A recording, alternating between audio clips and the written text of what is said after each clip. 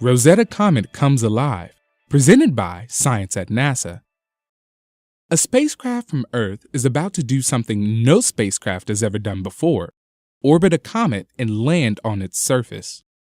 Right now, the European Space Agency's Rosetta probe is hurtling toward Comet 67P Churyumov Gerasimenko.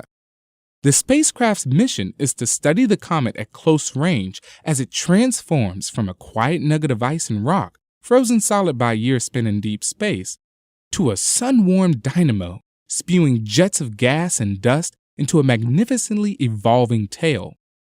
Newsflash: the metamorphosis has begun. Comet 67P is coming alive, says Claudia Alexander, project scientist for the U.S. Rosetta project at NASA's Jet Propulsion Laboratory, and it is even more active than I expected. Launched in 2004, Rosetta has spent the past few years in hibernation as it chased the comet across the solar system.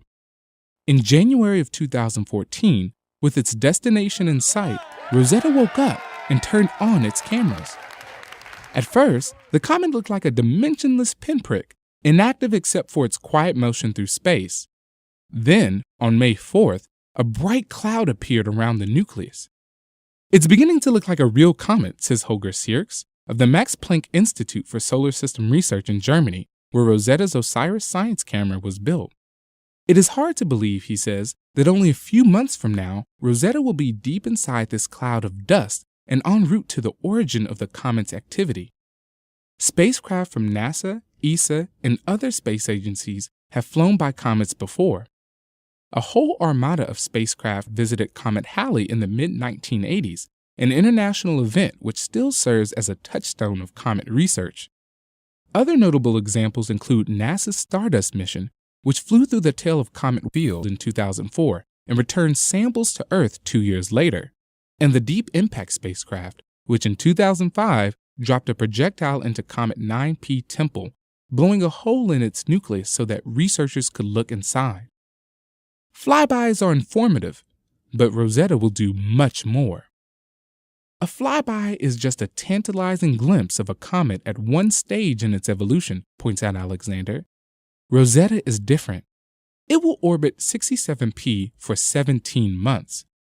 We'll see this comet evolve right before our eyes as we accompany it toward the sun and back out again. The most exciting moment of the mission will likely come in November, when a European-built lander descends from the spacecraft and touches down on the comet's surface. The lander's name is Philae, after an island in the Nile, the site of an obelisk that helped decipher, you guessed it, the Rosetta Stone. Because a comet has little gravity, the lander will anchor itself with harpoons. The feet may drill into something crunchy like permafrost, or maybe into something rock solid, Alexander speculates.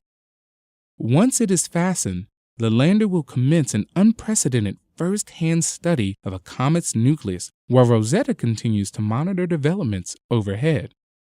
Although Rosetta is a European mission, NASA has contributed some important instruments to the spacecraft, and U.S. scientists are just as eager as their European counterparts for Rosetta to arrive.